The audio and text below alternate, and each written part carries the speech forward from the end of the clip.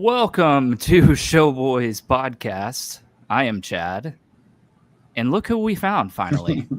Look who's back. Father is here. I am back to join us. It took Alien to get him back. That's right. Yeah. Awesome intro. Thank you. That you did there. Love it. It's very fun to make. Yeah, it looked like it was great, man. How are you? It feels like it's been maybe months since we've been on a podcast together. Since Romulus, I think. Yeah, it might have been. Yeah. So what's new? What's new over there in Dad's world? Well, I bought a house. I hear, yeah. It's exciting. Getting settled in finally. I've got much work to do in my basement. I plan on building some rooms down here, and I've got a nice fireplace. Nice little fireplace there. You get some action figures up on there. That'd be perfect. Paint cans. Yeah, it's the paint cans. Really adding to the ambiance. Yeah, love it. Yeah, it's great. I mean, it's been kind of just relaxing, enjoying the home owning life. Yeah, happy for you. Thanks, man. That's How have you been? I've been good. Had just a absolutely brutally miserable shift yesterday at work. But besides that, I'm doing all right. But we are here to talk about Alien Earth, and this is our first companion series in a while, and this might be the first companion series that you and I have ever done together. It is. Yes, okay, I thought that was accurate, which is super exciting. But yeah, we love Alien. I think both of us. Yes. I have a growing love for it. Growing love for it. Yes, I have a deep childhood love for it. So it's a good combo that we have. But I was going into Alien Earth with very, very, very low expectations, just because I've been. I mean, are you relatively new to being a fan of the Alien franchise? Yes. So you weren't through the disappointments that we went through in the 90s. Right. Yeah. So, I think I was more into Predator. Yeah. And then when Alien versus Predator happened, I'm like, I don't know if I can do this or not. Yeah. I mean, I think that's even still to this day, my reaction to Alien versus Predator. And it's weird because I just want more of the Alien. You know what I mean? I don't care. You could slap a Disney movie. If it's got the Alien in there, I'm all for it. You know what I mean? I just want more of that thing. Yes. Well, and it's cool because it's, since I've kind of dove into it, man, there's just so much, there's so many really cool things about it. And especially now that they've kind of gone back to their roots. Yeah. The cinematography is just blowing my mind. It's it's classic. It's great. I love the way it looks, feels, sounds. It's got everything. It does. And that's where I was going with my, I started with very low expectations just because, riding the high off of Romulus, which we both loved, I think. Yes. Riding the high off that, I was like, Alien has got this roller coaster thing that it does through the years where you get Alien, Aliens, and then we take a dive at Alien 3 and whatever the hell Resurrection was. Yeah. So I was kind of hesitant on this because it's Earth. It's this seems weird. Why is the alien on Earth? We're acting in the original movie, this thing is brand new and we just discovered it. But now here we are. I think we're at least a couple years before the original movie. I think I read, so it's 2120, right? Yeah. Yeah. I think I read somewhere that it was kind of as they were leaving to go. Oh, yeah. Which makes sense. So I was very hesitant. But yes, I loved it. I loved every second of it. I do have a couple complaints, but we'll get to that eventually. But yeah, I don't know. It's just something we've never. I got to think before I say this. I don't think we've ever seen Earth in the Alien franchise. We know that it exists. Obviously, I'm trying to think if only in Alien versus Predator, I think. Yeah, Alien versus Predator. Which, to be honest with you, I right or wrong, I don't count those movies as canon, even if they might be canon. But in my mind, they're not. Just like a standalone thing. Yeah, just like a standalone, like Batman versus Superman style team up. Which they're fine. I mean, they're okay movies. The first one I think is good. The second one gets a little wonky, but so yeah, I guess that makes sense because if they're leaving to go on this long trip, I mean, they're gone for a long time, so it does make it 65 years, I think their research mission was. Yeah. So yeah, we start the opening episode is Neverland, and we start with kind of like a text talking about the kind of state of Earth currently. And there's I think there's 5 different corporations that control parts of Earth. Yeah. And they're all kind of battling for.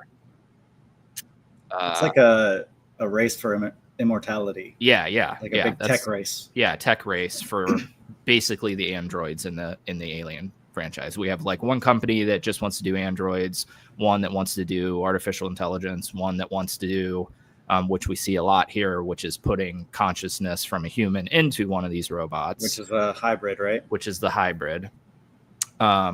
So yeah, I mean, it's a cool setup. You assume through even watching the Alien movies that this is like a super corporate run universe at the moment. You know what I mean? Like everybody's on branded ships, and I thought it was cool here. It's not. I'm jumping way far ahead, but we do see Yutani talk in this a little bit, and we've always heard of her. Her name's always in the Weyland Yutani thing, but I don't know that we've ever seen her in any of the movies that I can remember. But I thought that was cool. But anyway, we open with just like a super classic. It feels like you're watching the original Alien movie, like the breakfast scene on this research ship, and dude, it just felt like that just hit me right in the feelings, that scene.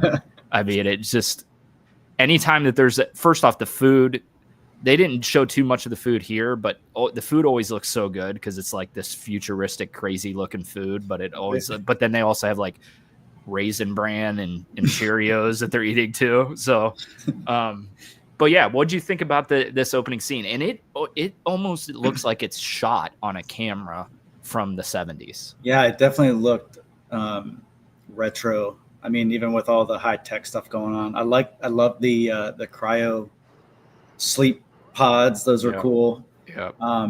Even had like a little bit of tension between the crew. Yeah. Okay, so what was his name? Mr. Yang or Mr. Tang or something like that. Yeah. The weird guy like kind of creeping over the one chick that was still sleeping. Yeah. Is he a doctor? I don't know. Yeah, they didn't really give us much of this crew. They didn't last very long. Yeah, they didn't last very long. You really just get a breakfast scene with them. You get a little bit of back.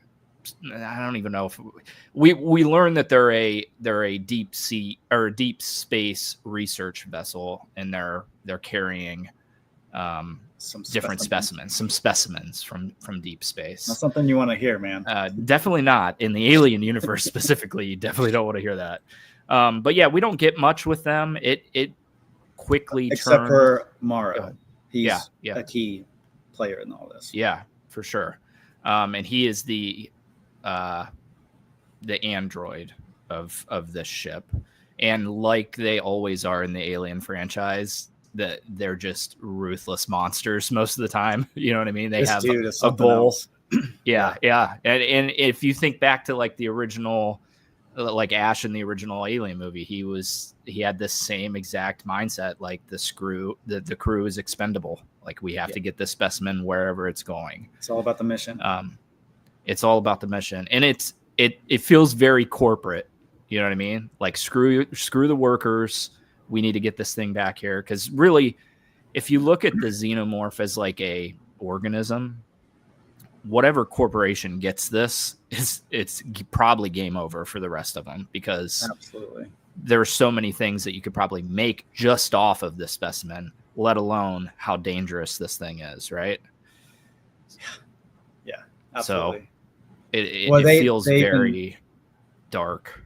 It does. I mean, especially they show the like the lab where they were doing like the testing with the rat and the crazy eye spider thing.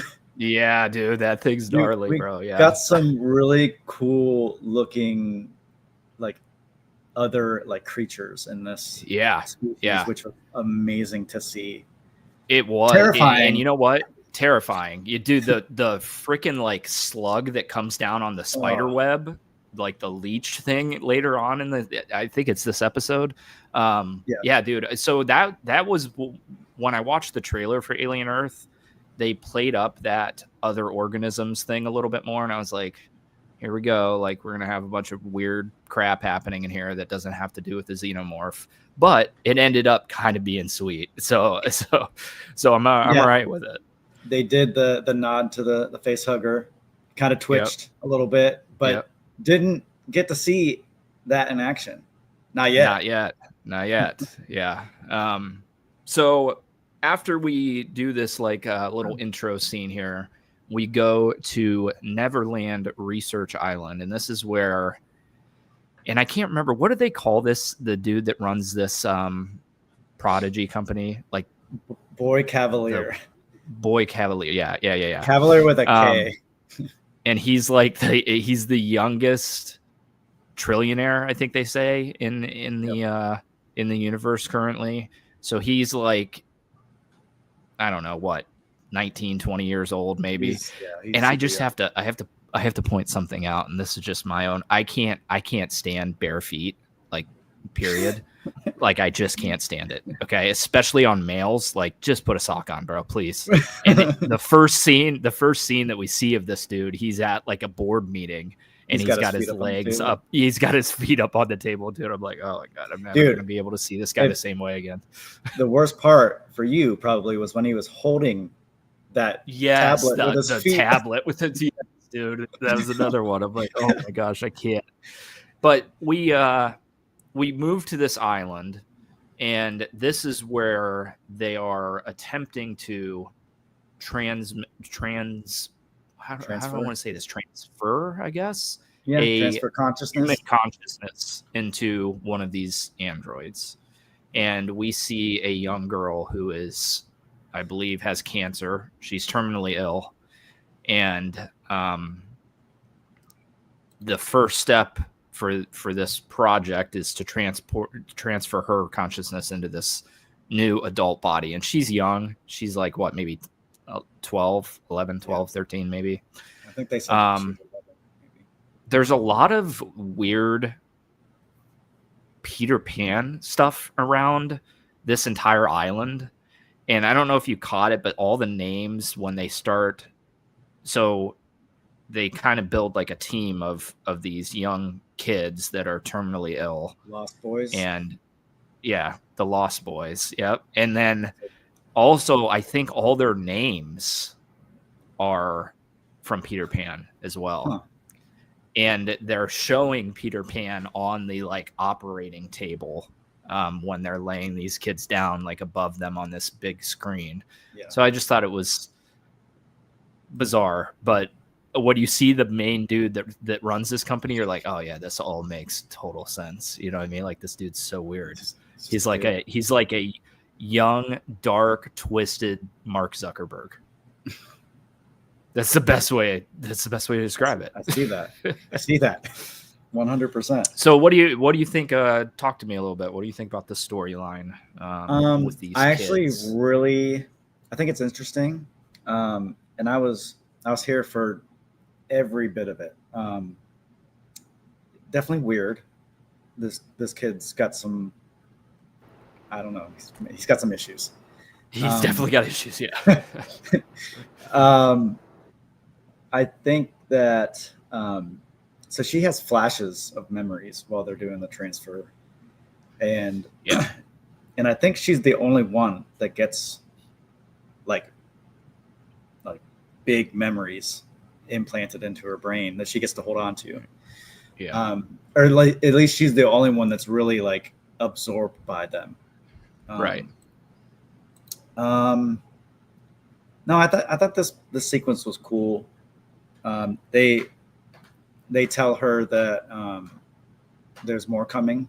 They end up bringing more children, and I'm not sure if it was a one shot, but it almost looked like one where they were doing the transitions for all the kids, but then the camera was like panning around, and they would actually end up standing next to her as they would keep showing the next kid. Crazy, but very cool. The dude in the hallway spraying the wall.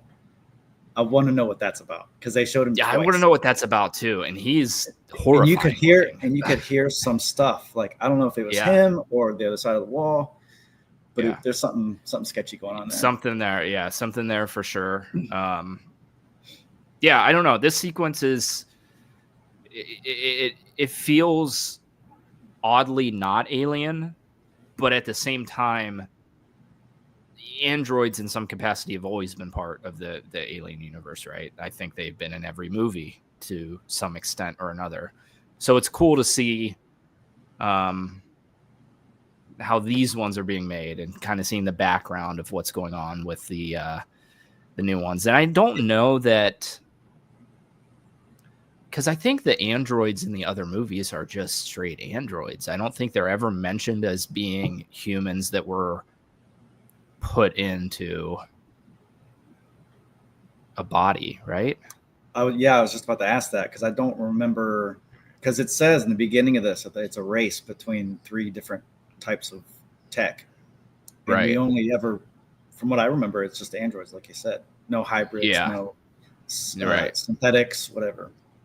Yeah, so I'm curious of how that's going to play into the story. I think that we're going to see maybe this company, Prodigy, come crashing down, and that would explain how they didn't win the race, obviously. Maybe that's what we're building towards here. Well, you've got an arrogant kid, and you've got Wayland Yutani, who we hear about from every other movie, so he probably does some sketchy things and gets wiped out. For sure. Yeah. And the sketchy stuff kind of starts in this episode. We go back to our ship from the beginning and we see that just pure chaos is commencing on this. Alarms going off. Yeah. Yeah. I don't know. I think we only see the android character, and it's going to take us a while. Hey, let me start by saying that I watched these 2 episodes yesterday without knowing that I was doing a companion series on them. So we'll have to learn the names and everything later. Surprise. I'll try. I did take some notes. Did you take some notes? Okay, good. Yeah, I normally take notes. I did not for this.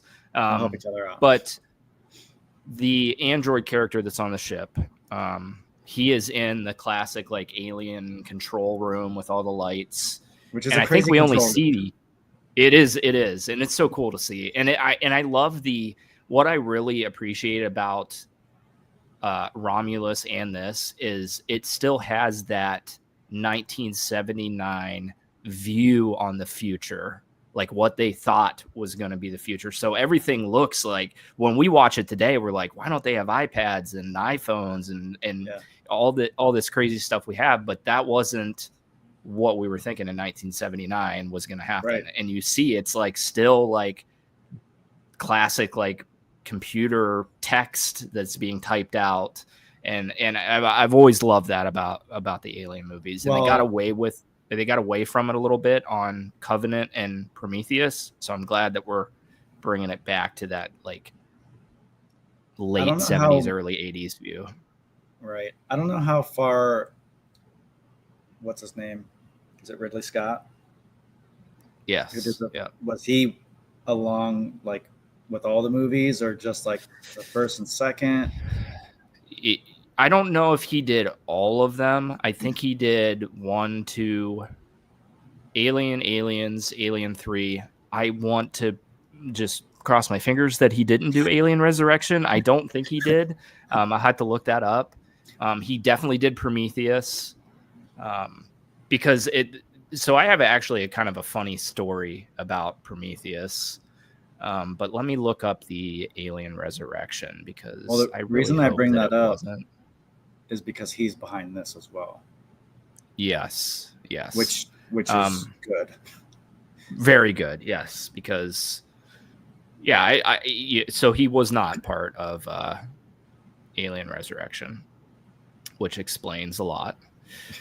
And then let me look Alien Covenant up because I'm not sure on. I think he was on Covenant as well. Yes, he was. Okay, so Prometheus. The funny story I have about Prometheus is that I knew nothing about that movie coming out. I think I saw it on like. It was probably like I rented it on DVD back then. Right. Not knowing in any capacity whatsoever that it was a tie-in or a prequel to the Alien movies. I had no idea. So I watched the entire thing not knowing.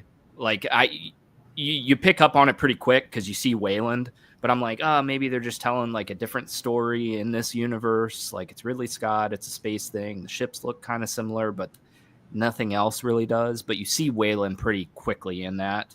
But it wasn't really until the end when you see the like I think they called it the Deacon in that, like the first iteration of the xenomorph. It wasn't until then that I was like, holy crap. It's like the last scene of the movie. I thought it was like, holy crap, this is an Alien prequel.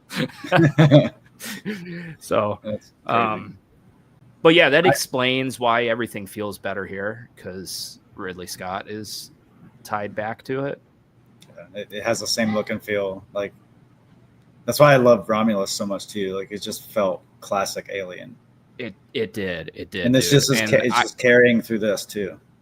Yeah, absolutely. And I stand corrected on 3. 3 was also not Ridley Scott. So what we're seeing here, I know people hate Prometheus. I personally love Prometheus. But what we're seeing here is if Ridley Scott does an Alien movie, it's phenomenal. If he doesn't, it's all downhill because 3 and Resurrection were not done by him.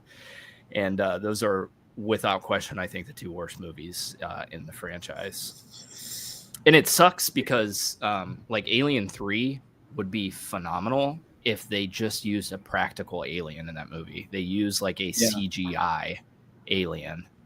And it is like 1990s CGI. So it does not look good, dude. It looks really, really bad. You should go watch. It's actually like you can find like hilarious Alien 3 CGI videos on YouTube. You should go watch those when we're done here and just see how bad the alien was in that movie.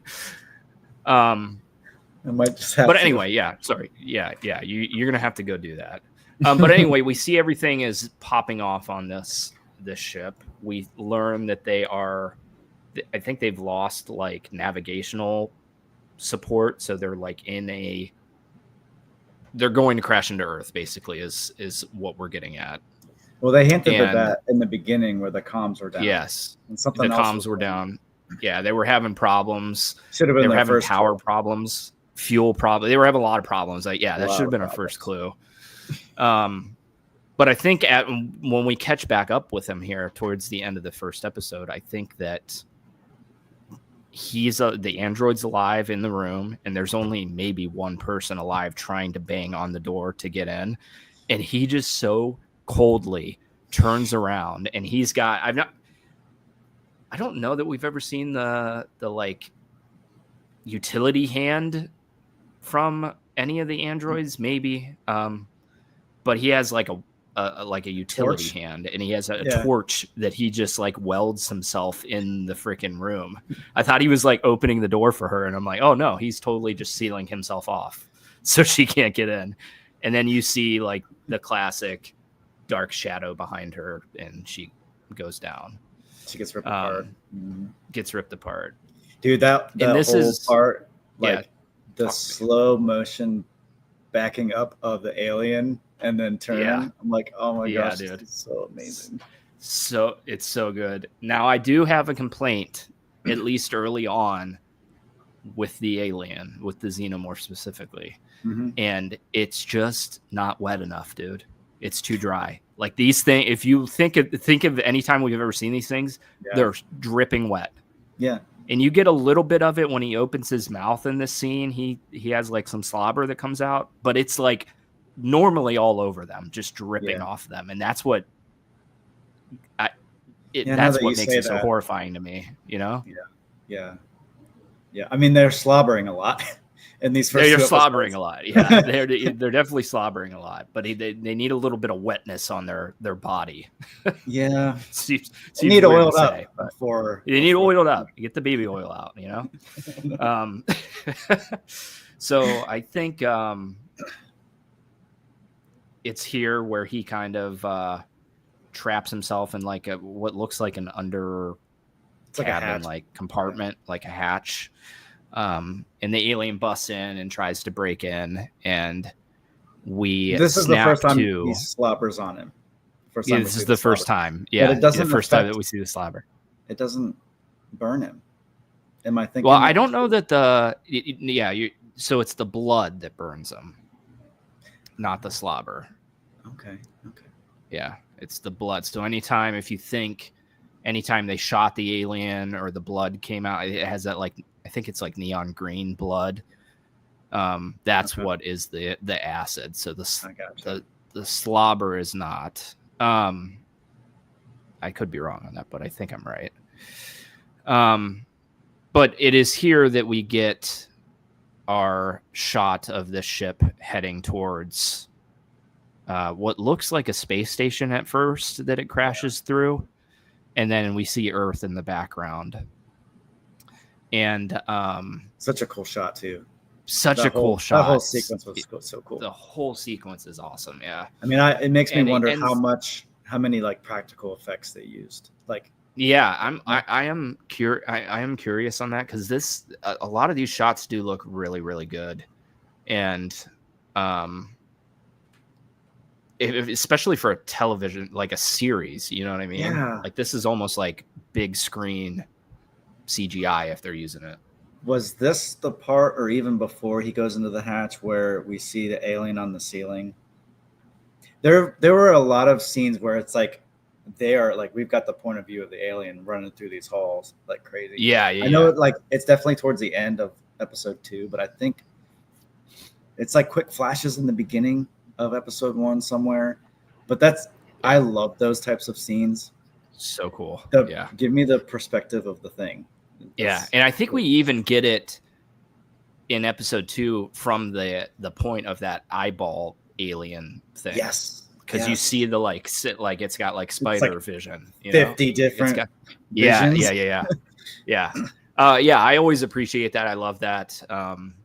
It's always cool to see what's going on from their point of view. As this chaos is ensuing.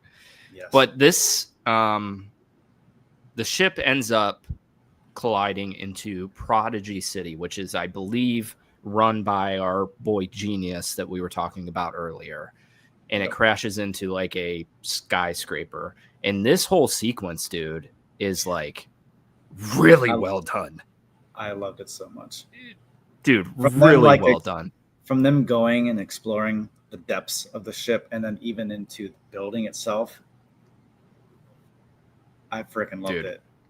Yeah. And it just had like this feeling of this grand feeling and it felt, I know that I can't say this now in 2025, but it didn't feel like a television series. It felt like we were watching a movie. You know what I mean? I felt that way too. Yeah. So we might have skipped over the original terminally ill child, the first one that was transported into the new android body. She kind of helps the other kids ease their transition when they show up, and it shows her having like superhuman strength and jumping off like a mountain and landing right on her feet and running really fast. Yep. And she has like a meeting with these kids, and they're all sick. One's in a wheelchair, and she lifts them all up on her arm. Just spins around. Android strength spins around. Yeah. So it was like kind of it's hard to say heartfelt because it's such a dark undertone that's going on with these kids, but it is like a little bit of a heartfelt sequence that we get. So I think his name was Kirsch, Timothy Elephant or whatever his name. Yeah. Kirsch. Is he an android? He is, correct? Yeah. Okay, Because he okay. hooks up to the computer on the ship. Right. Okay. I just wanted to confirm that I was Which right on I the kind of like. I had suspected it a little bit in the beginning, just because of the way he talked and very like cold, not human. Yep. But I wasn't sure until then. Yeah. What I mean, so the big thing with at least the original 1979 Alien is the android is so indistinguishable from the crew that you don't even know that he's an android till much later in the movie. You know what I mean? Nice little twist. But that kind of, it's a nice little twist. I don't know if you could pull that off multiple times in every single movie, but it is a nice little twist. Yeah. But I was going somewhere with these. The original the original one that got put into the android body. She has a brother. Yes, Joe. And her brother is a medic, I guess, for this like corporate military organization in Prodigy. This is cool, dude. This feels like Mass Effect to me. This like corporate special forces that they have. It just feels very, very sci-fi, and it's something that we don't see in Alien all that much. Is this super? We get undertones of these big corporate stories going on with all the Weyland-Yutani stuff, but we don't ever see it. And this is our first time kind of seeing it. So, and they're like a ragtag group of people, army people. Yeah. And they are like kind of the first responders to this crashed ship that has hit Prodigy in this, again, super well done scene where just it looks like mass chaos. Yes. So they kind of go in with the goal of helping everybody, I believe, and securing the ship. Yeah. And before that, Wendy is her name. She sees the accident and sees her brother on the monitors, and she's determined that she's going to go. And then her and Kirsch go see Cavalier. Yep. And the way that she like holds herself, like, and presents herself, he's like, man, if I didn't know any better, I'd say you were human. And she's like, I am human. And then he throws the ball at her, and she's like, catches it real fast. Catches it. So I love it. She convinces him to let them go, so they all go. The Lost Boys. Yeah. I don't know that it took too much convincing, because his goal is he wants what's on that ship, because it's a Weyland-Yutani ship that's crashed in his city, and he wants whatever that 65-year-old research vessel has transported from deep space. Yep. But yeah, we get a little like team up sequence where she kind of gears up. She's, I guess, magnetic. She puts like a freaking sword, or I think it's like is it a paper cutter? I don't know. Is she like the paper cutter off and put, yeah. So I guess she's magnetic, which is cool. But she just slaps it to her back. But I love the Lost Boys, because they're all adults from a visual point of view. They all look like adults, but they're all acting like children, because they have have the kids with each other. Yeah. So I thought that I thought it was funny, because there's one point where they're like in a room together and they're like clearly just kids, even though they're adults, but they're acting like children. It's pretty funny. Just to hear them speak, you would assume that they were children, but that's cool. So we learn that our android on the ship, is that Morrow? Yes. Okay. He has survived in his little panic vault that he went into. And he moves out to secure the cargo, which is, we assume at this point, the xenomorph that is running rampant, or probably maybe all the specimens, but more specifically the one that probably ravaged the entire ship, right? Yeah. Go ahead. Yeah. You want to say something? No, I'm remembering this scene when the two, I don't even know what to call them. that they're like a rescue squad or yeah, I think they were calling them whatever. search and rescue. Yeah. Search and rescue. Yeah. So they're coming down and they go into the lab and they see the dead body on the ground, and then that's when that slug comes down. Yeah, dude. I'm like, oh my gosh, that's so terrifying. Dude, that thing, for being so, because it's really, I mean, it's big, but it's not.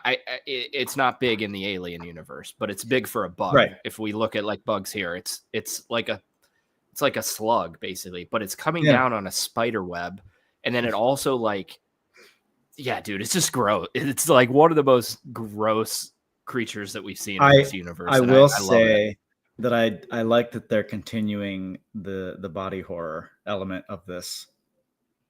Like, yeah, and they do it, dude. There are some scenes that I'm like, dang, this is wild. Yeah, dude. Yeah, for sure. And that Alien has always done that, the body horror stuff really, really well. And I think it's just such a deep rooted part of this universe that it would be weird if it wasn't here, right? But yeah, this thing, dude, I don't know, dude. It just grosses me out. Like I'm not really scared of any bugs at all, but this thing is terrifying, bro. Like if especially that thing was coming down on a spider web. Yeah, especially after you see what happens. So what ends up happening is our boy Morrow kind of seizes control of these two search and rescue guys and ties them up while he's searching for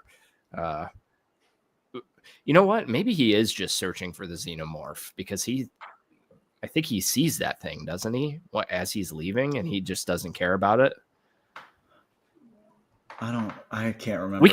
We can probably assume that the focus of his search right now is to capture that xenomorph and safely transport it. And he doesn't care about the other stuff that they have. Well, because he does say he's talking to Mother and tells Mother to have Wayland send a squad to retrieve to get the specimens also. Yeah. So I think he's just maybe trying to I don't know. Collect it all, some damage control. Yeah, definitely. But he ends up tying these two Prodigy soldiers up, and this is when we get this sequence with this leech. And dude, they're tied up, so that makes it even more traumatizing as this thing is crawling around them, all over his face, around his all neck. over his face. Oh my gosh! And then when it bites him, I think it's like a leech. It's sucking his blood all out. Or like but it's sucking or a tick, yeah. But like a mutant tick. It's like the sack that it becomes is like all the dude's blood, probably. And that's why the dude dies like instantly. Yeah, instantly. So yeah, it's just I'm deeply fascinated with space, but I really hope that there's not stuff like that out there, because that's traumatizing, dude. Like, like we have a space rock that lands on Earth and one of these things are on it. Like I'm done. Like I'm going to the mountains and I'm barricading myself. Gonna find a bunker somewhere and just hold up. Gonna find a bunker somewhere. Dude, the one part that I found hilarious was when that bug was done. It just kind of like rolled off of him. Yeah. On the ground. Like so fat and happy. Yeah. It's like drunk with blood. Drunk with blood, yeah. And then the other guy gets one. Yes. But we don't see anything. Is it the same one or is it a different one? It's a different one. Is it a different It's gotta one? be. Okay. It's gotta be, because the other one turns into a giant sack, you're right. Yeah. Yeah, and then I think this is roughly where this episode ends. I think that Wendy tells Kirsch that she wants to go and rescue her brother, who did have he has an encounter with the xenomorph in this episode, right? As he's running into the elevator. Wendy's brother. Is that the second episode? I think that's the second. Okay. Because this ends with Joe, her brother, and the other two Prodigy soldiers are walking down the steps. Yes. Yeah. Because they're Yes. following the trail of the blood from blood. the face hugger. Yep. Yeah. Okay. You're right. And that puts a cap on episode 1. Yeah. Overall, man, it was great. Yeah. Great opening. The ship also falls deeper down too. Yes. And we did say this, but it is like in a skyscraper as well. Like it's in the base of a giant building. Which it probably goes way down also. Way down also, yeah.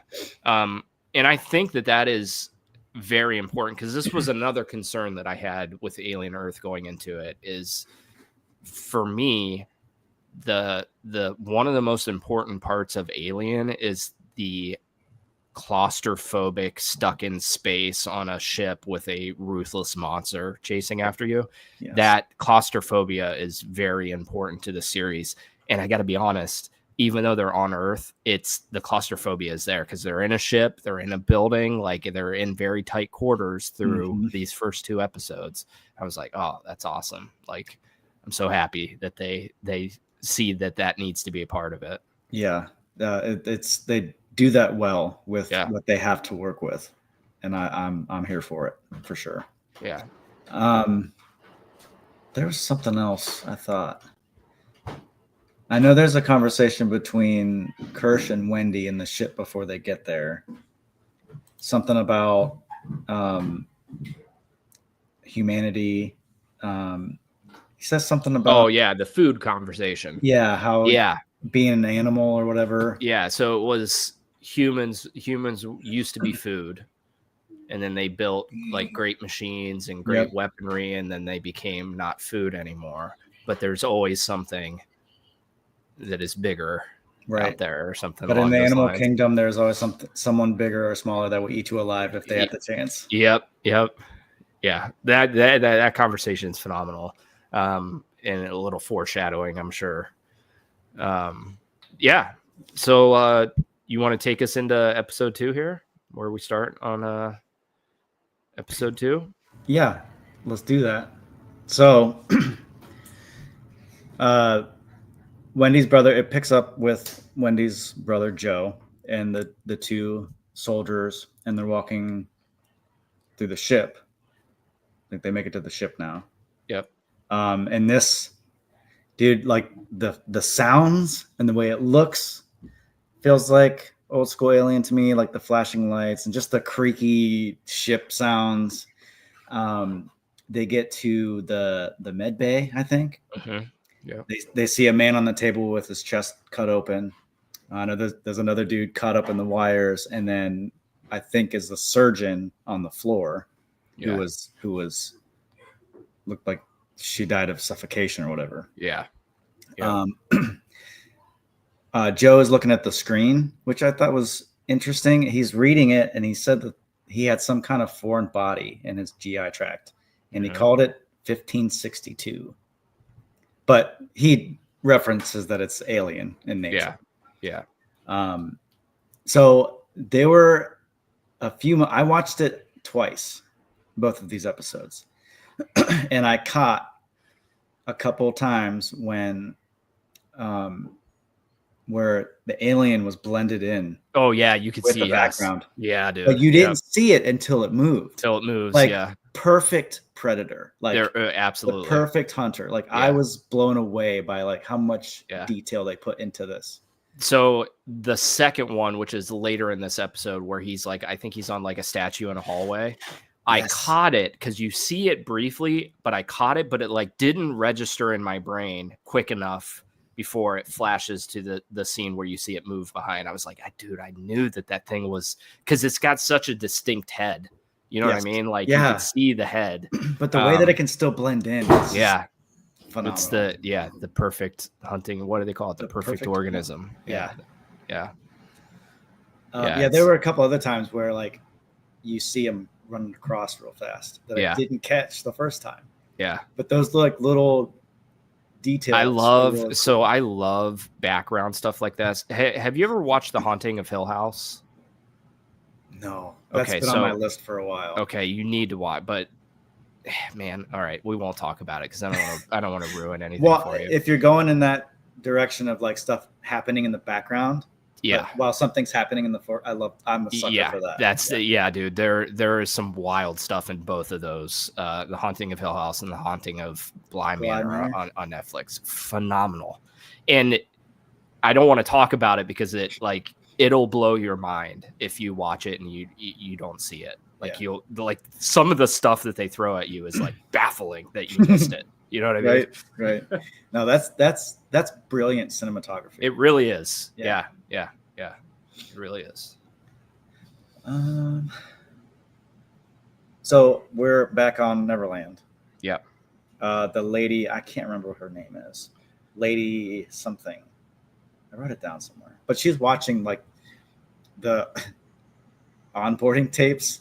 It's the best thing I can come up with for the kids. Yeah. And then Boyd Cavalier comes in. They have a conversation about, we build machines, and then those machines build smarter machines. His goal is to explode human potential before the machines ruin everything. And then she's on the moral side of it too. And she says, but if they don't stay human, what did we win? Right.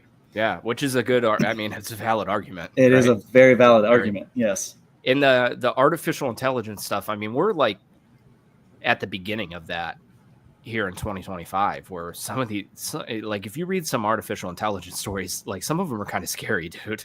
Yeah. Like, and it's only going to explode. Yeah. So, it feels at times like we're at the beginning of the Terminator movies. You know what I mean? Like we're at the very beginning. For sure. And then you have like Elon Musk, who's the scientist in the movie that's trying to warn everybody about while he's warning but pushing it. Yeah, right. Like, come on, man. It's wild. What are we doing here? It's wild. It's literally like written for TV. Basically, his whole like stamp on the end of this conversation is that he wants someone that's interesting to talk to or smarter than him. Yeah, which I thought was a cool reason for doing all this. Like he is always the smartest guy in the room, and he's kind of sick of it. Yeah, and he gets bored talking with people that are not as smart as him. It's a valid argument. Yeah, and I think she says something like, "I'm smart," and he's like, but not you're smart, but you're not as smart as me." Yeah, basically. Yeah. Wow, and she's like, "Oh, okay. Oh, all right. Thanks, you douche."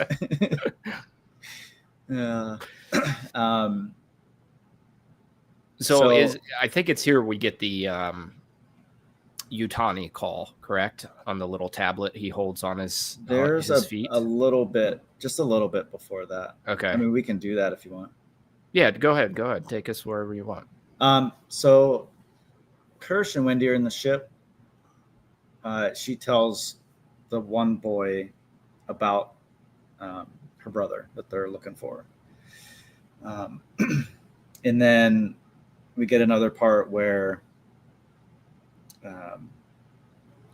Joe and the two are continuing down the stairwell, but they come to a point where they have to jump. They both make it over, and he's just chilling there. He's like, I don't really want to jump. Yeah. But then he hears a noise, and conveniently there's a giant gaping hole above him. Yep. And he's like looking, and he hears a sound. Well, because he gets dripped on. Yeah. He gets spit on. Yeah. Then he pulls out his gun, and then the alien comes out, and he like tries to run real fast, but he gets knocked down to the lower level below them. Yeah. And then he gets chased down a hall, and he makes it to an elevator. Yeah. So I have to stop you with this elevator. Yep. Fastest elevator doors I've ever seen in my life. Yeah, he opens and closes that thing so quickly. Yeah, I was like, okay, that's the most unrealistic thing of this entire series so far. This kid's got some plot armor for for sure, for sure.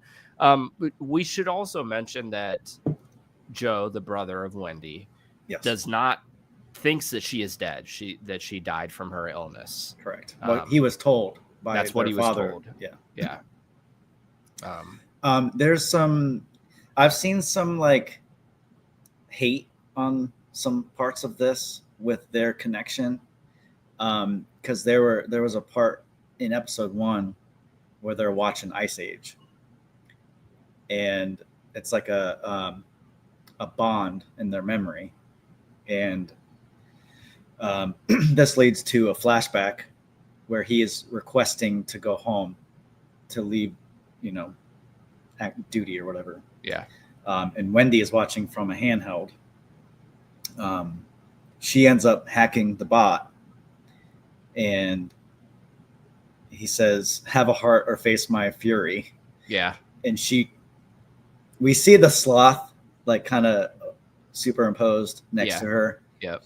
And she hacks the robot and says, "Or face your furry what?" Yeah. And then he's like, "What? What did you just say?" Yeah. Yeah. They kind of flash to the team that's observing, because they're always observing her. They're like, "What? Did you know that she had this ability, like, to hack or whatever?" Or I think they're confused by like maybe her emotional response. That seems like, yeah. Well, it seems like a problematic thing, and this is maybe the problem with artificial intelligence, that they didn't know that she had the ability to hack into things like that. Maybe is something you want to check out before you start doing this whole project. But maybe I'm too smart for thinking that. Maybe this boy genius isn't as smart as he thinks he is. Ugly Kid Joe showing what's up, up. Joe? Milkman in the house. Yeah. Milkman in the house. That's awesome. So he ends up getting denied. That's how you get Skynet. Yeah. For real. For real. Right. So the Lost Boys land at the site. In the tent, like by the crash site, Wendy's messing with the monitors again, trying to find where her brother is, and she sees him in the elevator. And then Slightly was the one boy's name that she ends up going with. Yes. So they go and leave to find Joe. And then this is the part where you were talking about Yutani. Yes. Yes. So she kind of like, for lack of a better word, FaceTimes him to ask him to allow her to send some soldiers to secure the contents on the ship that crashed in his city. Right. And he pretty much says no. I mean, that's the best way to put it, right? He says, "You have lawyers, I have lawyers. Yeah. Let them do their job." Yeah, let them do their job. And yeah, like you said, laying on his back, holding the iPad, talking to her with his feet. I was like, oh my God, dude, I hate this kid already. I hate this kid already.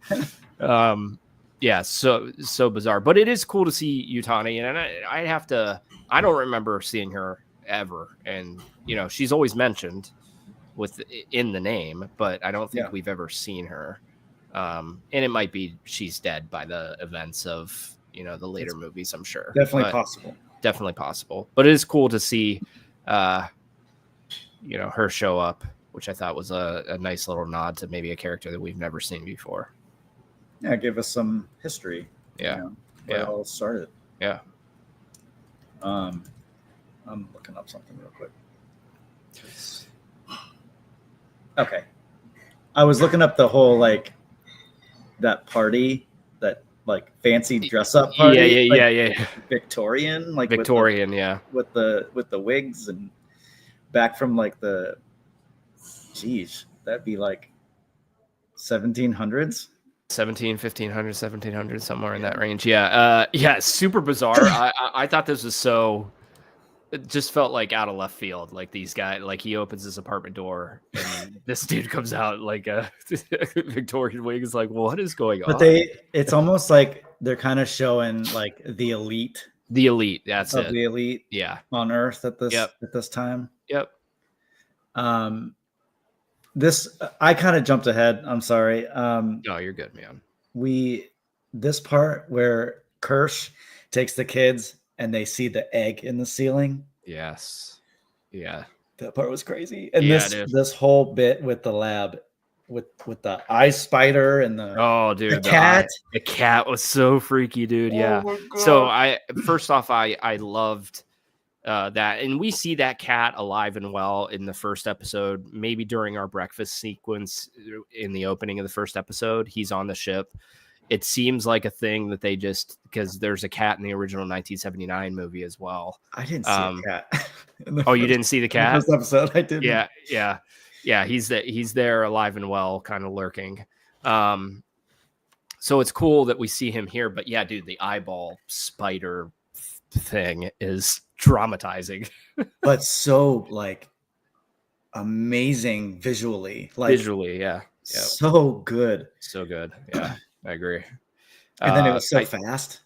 So yeah, dude. Yeah. And then we're just watching them panic. Yeah, just watching them panic trying to wrestle this thing in, which is it's not big. Like it's a tiny little, it's an eyeball with like some spider legs, basically. It's not a large thing. And they're still kids. Yeah, right. So they're freaking out because they've not seen anything like this before. Yeah. And I think it's here we get the sequence with from his point of view, the eyeball's point of view, which again is always appreciated. But they eventually, I think, trap him under like a box. It's like a metal box, and he puts like a telescope, or not a telescope, a microscope on top of it, I believe. And he's like holding on for dear life. Yeah, not letting this thing out. I am curious though, because normally in the Alien franchise, the androids are not attacked. I've noticed that. Yeah. So it is weird here. I don't know if they're hinting at, because these people's consciousness was transported into this android, that's why they're being attacked by this thing, because they're really robotic bodies with like human minds. So I don't know what, or maybe they're not even thinking anything along those lines. They just wanted a cool sequence. Well, there's another moment with Morrow. We'll get to it. Just remember that. Okay, we'll put a pin in it. Yeah. Yes. So this is the part where we get our fancy dress up party, and because Joe is out of the elevator now in the hallway, and then another officer shows up and is like, "Hey, you need to get out of here. We're evacuating." And then they hear the noise from the room, and they knock on the door. Some dressed up guy comes out, they're throwing a party for the Caspians, I think is what he said. Yeah. He's like, "You need to leave now. There's crazy chaos going on." Yeah. He's like, "Whatever," dismisses it and shuts the door. Yeah.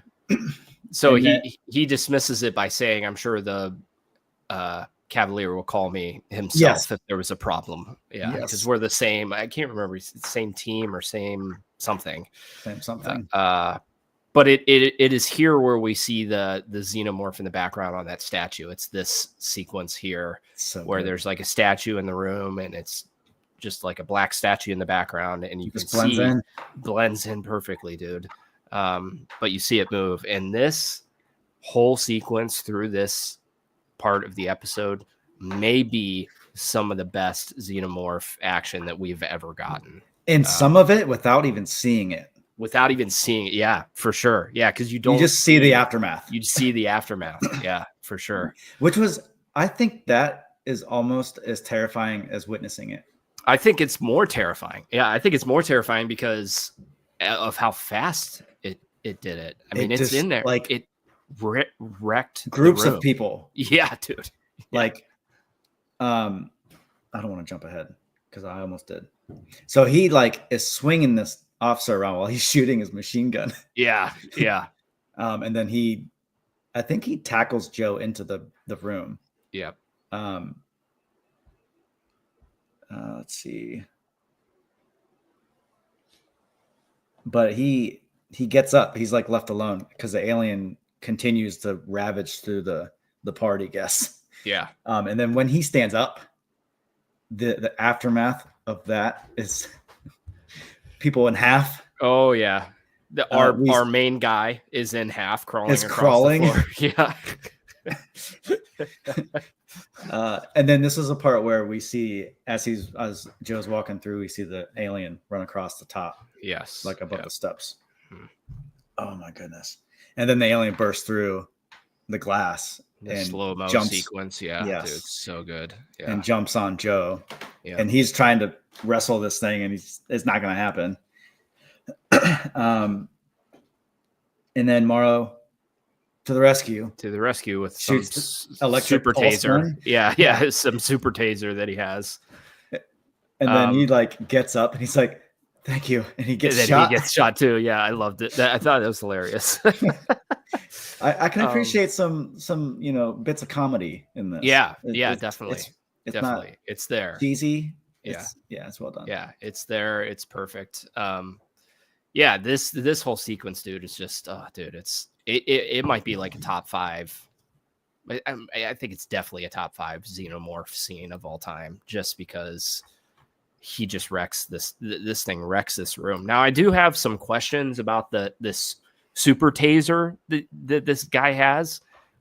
Where has this been in every other movie? Like, it at least knocked him out for a little bit. Like, it wasn't long, as we'll get to here.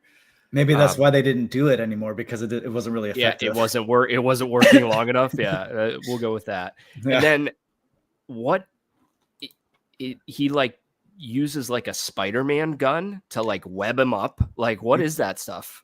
I don't looks know. Like it's web. Like wrapped him up in a web cocoon. Yeah, a web bag. Yeah, web bag to transport him out. And he just like drags him out like he weighs nothing. Casual. Yeah. Yeah. That android strength, man. Remember? Yes. Yeah. It's wild to see.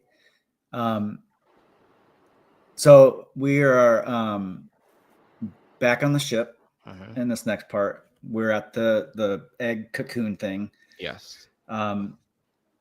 Kirsch and another kid are like just looking at it.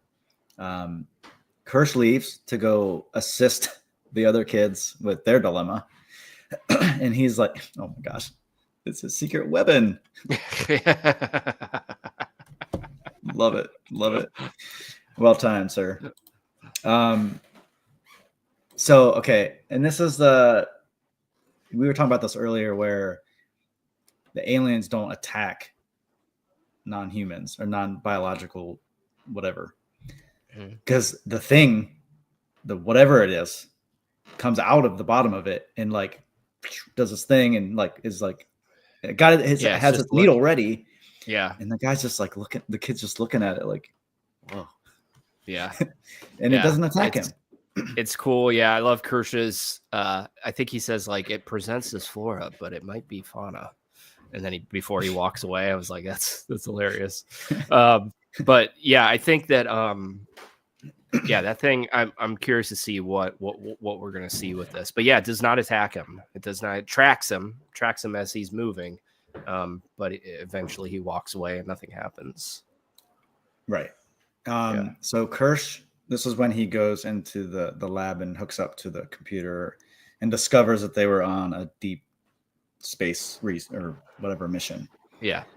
I can't remember if anything else happened there. It was kind of quick. I just instantly locked into the next part with Morrow dragging the alien body to the elevator, hits the button, and then a team comes up and is like, "Hey, you got to get out of here." And I don't know if this is the same Prodigy team or if this is. It might be the same Prodigy. Yeah, I think it's the same group of guys. Yeah, it's definitely the Prodigy guys. They're still trying to evacuate, but yeah, it's just like I love that they're like, what's in the bag, and it moves a little bit, and they like freak out. Yeah, it's just like, well, they handcuff Morrow. Yeah, and he's like, "You're about to have a really I'm the least of your concerns right now." Yeah. And then we just see his face as chaos behind him. Yes. So good, dude. The bloodiest, probably. Yes. The bloodiest scene we've got. I put this in that same, because we're in the same kind of hallway here. Yep. It's a continuation of that awesome xenomorph scene from earlier. But yeah, just wreaks havoc so quickly and does not attack Morrow, surprisingly. Yeah. It's what dude, I don't know what like he's up to, like where he's gonna end up. Because he's lost the alien. The alien's gone. Yep. Um So it's always and we talked about this a little bit earlier. It's always the android characters that I find the most enticing here because they have like no morals.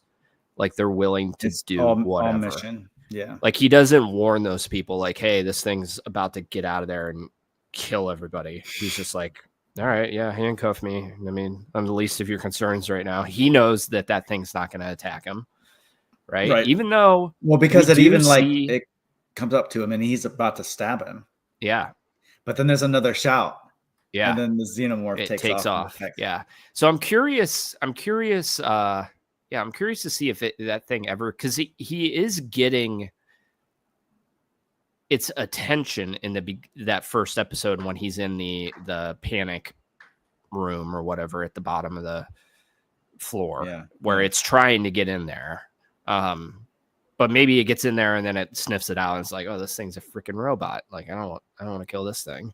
So I'm curious. I'm curious to see if it'll ever attack him. I don't think it will, because I can't remember the alien ever attacking any of the android characters on purpose. At least I think some get like I think Ash gets cut in half by maybe the Queen during the fight in Aliens, but not on purpose. So yeah, just a cool sequence, dude. Like this whole scene, I could watch this scene over and over. Like I think my jaw hit the floor. Yeah, like, dude, for sure. Yeah. And like not even like seeing the alien rip everyone apart. Like I didn't need it. Like it would have been cool, I guess, to see, but like we already know what it does. Right. We've already seen him in action. Yeah. But just that the screams. It's and the stylized, the way they the cinematography, it's so stylized the way that they do it, and it's awesome because it would have been kind of like a cheap cop out to just watch it tear through everything. It's cooler that it's happening like in the background. You know what I mean? Like all the chaos is happening in the background. So props to the directors on these first two episodes, because they're doing a great job so far. Yeah. So Kirsch, that's the other thing that was on the monitor. He finds the room with the eggs. Yes. And he tells one of them to meet Wendy to go down there and to extract the eggs. Yep. So always ends well in the alien universe when these these eggs show up. Always. So now we come back to Wendy's brother Joe. He's dreaming about the past with his dad. Yep. Who, fun fact, is the director. Oh, is it really? Yeah. Interesting. Yeah. That's cool. So he wakes up. He's like walking around. He finds the Reggie Jackson baseball, and then the TV turns on showing the clips. Yep. Which I thought that was pretty cool, because he was super earlier cool. When we were introduced to him, he had headphones in listening to a baseball game. Yeah. I think this is so cool. It's cool because when he picks the ball up off the little pedestal that it's on, it plays the video. And then when he puts it back down, the video stops. It's like, that's just a cool, like total throwaway piece of future technology that would be sweet to have. You know what I mean? Yeah. Like you're in a museum and you're allowed to pick something up, and you pick it up and it shows you a video of whatever you're holding. I just think it's cool. We probably could do that now, to be honest with you. It's not really a futuristic thing, but just cool. It's not that too far out there. Yeah. They probably have it somewhere, honestly. Yeah, probably. So Wendy is there now with her other friend. She seems happy to see him. Which I just wonder how much has, like, because they're synthesizing hormones for her. Yes. Yeah. So whether it's in her head and she's actually feeling it, or if it's all fake, being done by the body. I don't know yet. Yeah. But. And this is where Kirsch tells her that she needs to go to the front where the eggs are. And then this is where they start walking to the ship. And I swear, dude, like as they're walking through the halls and Joe's in the back, I'm like waiting for him to get picked off. Yeah. Because it just seems how it's going to play out. Yeah. Yep. That's how these movies and shows go. Yeah. But it was like almost like they were taking you there. Like it didn't happen, but it eventually did. Yep. And this is where the one boy spills the beans that she's her brother, or she's her sister. She's his sister, because he says her name, Marcy, I think, or something. Yep. Yeah. Then they continue walking, and he's like testing her now about like when we were this age. What did you say? Yeah. Christmas morning, I woke up, and what did you say? Yeah.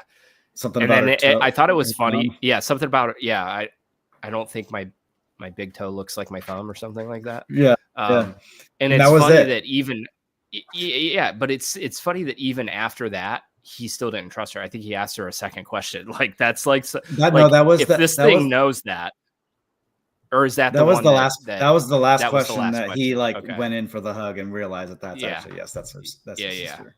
Yeah. I thought that was pretty cool. Like, I really hope that her emotions are somewhere in there, because that'd feel like a cheap thing at this moment. I don't know. Because they built up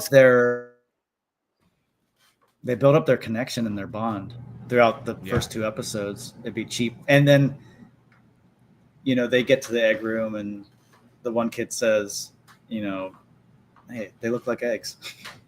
Yeah. And this is like she's been hearing these like high frequency pitches as soon as they landed. And I think it's only been her. Yes. Which I thought was interesting. And I thought it might have been the laser or that blue light. Light that goes over top. It wasn't, because even after it shut off, she was still hearing it. Yeah.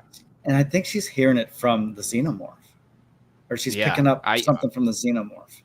I think that's what it is. I'm not 100% sure yet where I'm leaning towards, but I'm thinking that's where she's picking this noise up from. Between the eggs and the xenomorph, or just the xenomorph, I don't know. I think just maybe. I think maybe just the xenomorph, and I think that might be a cool way to do some sneaking around the xenomorph later on, where she can kind of hear where it's coming from. So we'll see. Yeah, I don't know. She is the only one that does it. I need to look up what that light is over top of the eggs, because it is in everything. Maybe every scene that we see of the eggs. And I don't know that it's ever explained what that light is. I don't know if it's like an incubation thing. Is that what you were going to say? Yeah. Yep. Exactly what I'm thinking. Because like when babies are born, they put them under the heat lamp. Yeah. I mean, they're not born yet or whatever, but like some kind of, I don't know. Yeah. Some kind of something. Yeah. That's kind of where I've always leaned on it. I'm sure if I get on Alien Wiki right now, there's probably an answer of what it is, but we're spitballing here, and we're coming up with our own theories. Hey, this wouldn't be the first time. Yeah, that's true. So, and then Joe is walking through the laser, and then it shuts off. And then I'm pretty sure it's him, Joe, that's like getting like face to face with this egg. Dude. I'm like, dude, what are you doing? Like, bro, what are you doing? Yeah. But I mean, obviously they don't know. They haven't seen the other Alien movies. So right. Yeah. we get a lot more of the alien, like the perspective of the alien charging down through the hall. And then Joe walks back to like an opening conveniently, and the alien grabs him and they go away. Yep. And they a couple more things are said, but it ends there because she takes off while the other kid stays with the eggs. Yeah. I always, I think that Romulus did this really well. The kind of the sequence, I think it's like in the bay in Romulus where she's crawling and she just sees like the xenomorph clear on the other side pulling two bodies up into that hole. Like that stuff is so cool, dude. Like, and like, so I hope we get her perspective. It's that was such a cool sequence. I remember that. Yeah, and I hope that we get that, because that really adds to the horror of the whole thing, as you know, especially in Romulus. They lived happily ever after at the end. Have you seen any of the other Alien movies? Yeah. I think you watched a different movie than we were watching, different show than we were watching. I don't think he's. Have you seen the first one or the first episode of this? Because he was saying something in Discord about watching it with his wife. Oh, Joe, really? Yes, you need to watch this show. It's for sure. Phenomenal. We're off to a great start. Yeah, we're off to a really good start. Which dude? I'm gonna go ahead. We'll talk. I'll talk about mine at the end. Yeah.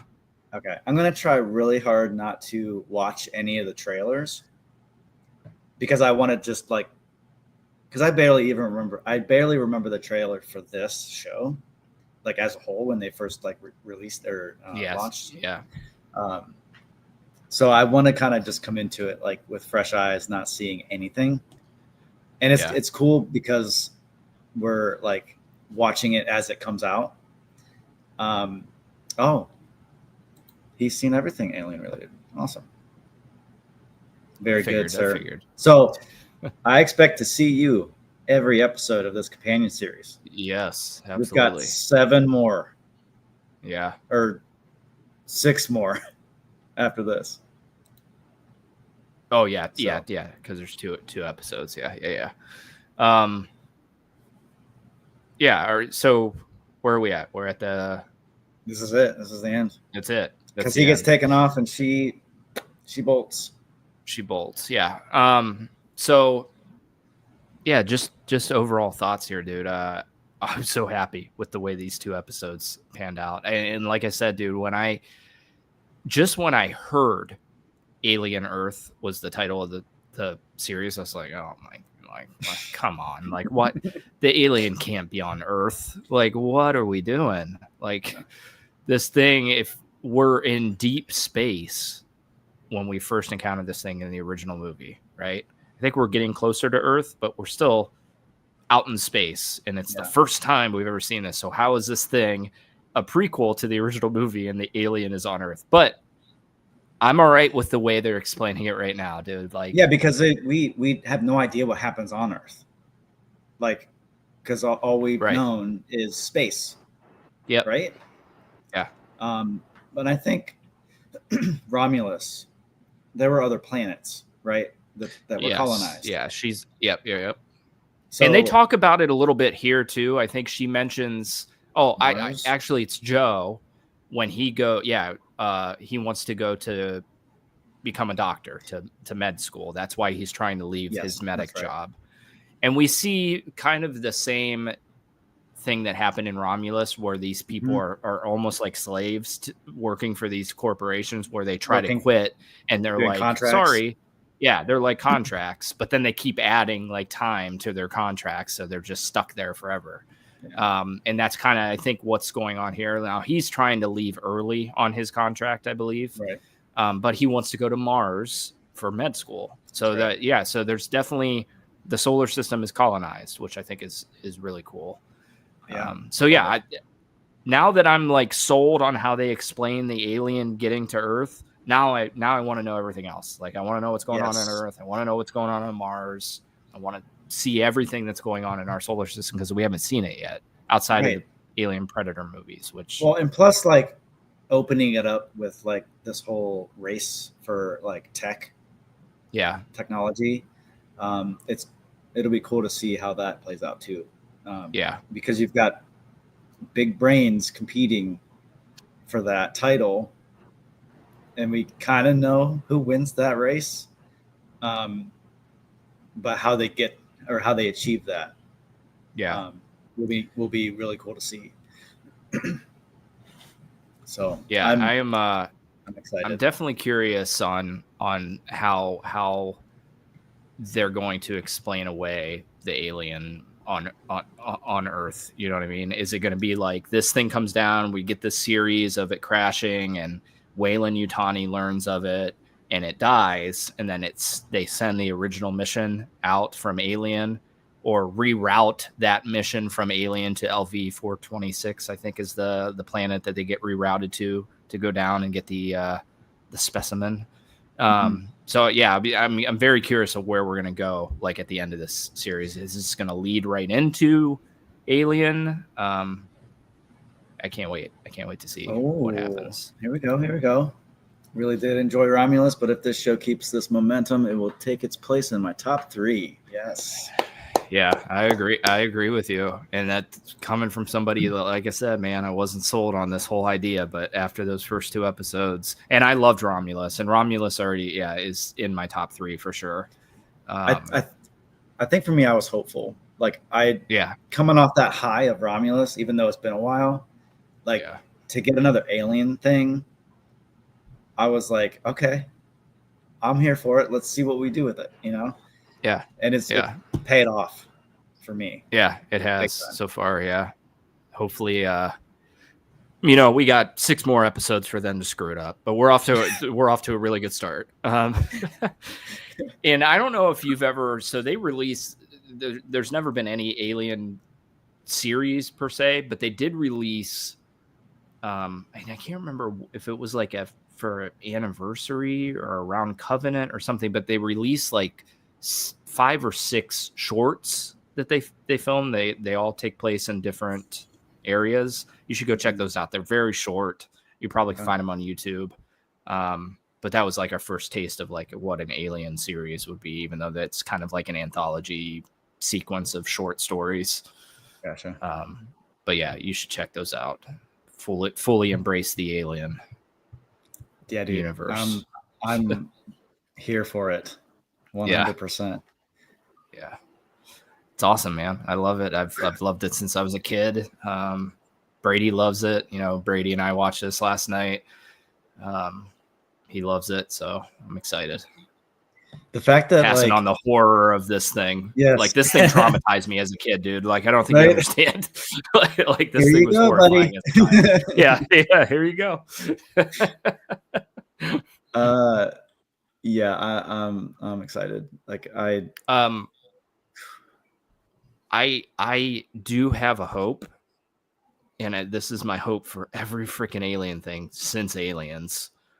I hope that we see the Queen at some point, because the Queen is awesome, dude. And it's only been in Aliens outside of the Alien versus Predator movies. I think there's a Queen in there. But dude, the Queen is that's the most haunting part of this entire universe is that. Can you explain that to me real quick? Like, okay, so we have, it's basically the mom, right? Or the mother. Yeah. We have eggs. Mm-hmm. So the Queen lays the eggs. So where did did they take the eggs as specimen? I think that this is maybe why the Queen is never shown again, because it does bring up some questions on the life cycle, I guess. So the Queen lays the eggs, which have the face huggers in them, right? Mm-hmm. So that makes sense. A lot of people which thought is also in the original terrifying. Aliens, which is absolutely terrifying. There are a lot of eggs especially there. In that sequence in Aliens, you have the Queen, who is monstrously large, and it has got the most haunting breathing of any fictional character that you'll ever hear in your life. Like it's traumatizing to hear that thing breathe. But then it's also protected by in that movie, probably 20 xenomorphs, and we see in all these movies what one xenomorph can do to a situation, let alone 20 of them. But yeah, I don't know. I just need I need more Queen in my life. Like I need to see the Queen again at some point. In a actual Alien movie. Yeah. Well, I'm just wondering, because like it makes sense. She lays the eggs, but maybe she's not on the ship. But there were a lot of those like containers and that room. Yeah. And there was a lot of movement going on. Yeah. Yes, So, there was. I don't know. Yeah.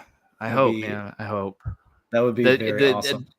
The much more likely scenario is they just took the eggs. I think, right? yeah. And I think that's probably what's going to happen.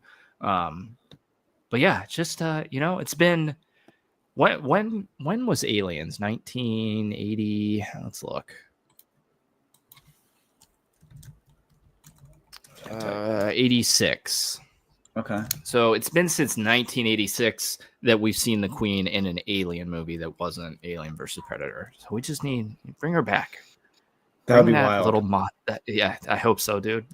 Because that thing, it terrified me as a child. It made Brady throw up the first time that he saw it. It terrified him so much. So yeah, there's just that Queen needs to be somewhere sometime soon in one of these new iterations of the Remind series. me how it showed up in Aliens. So in Aliens, they are getting off of the planet, and she comes across a room full of eggs and sees the Queen, who's just like hung up on the ceiling, laying these eggs out.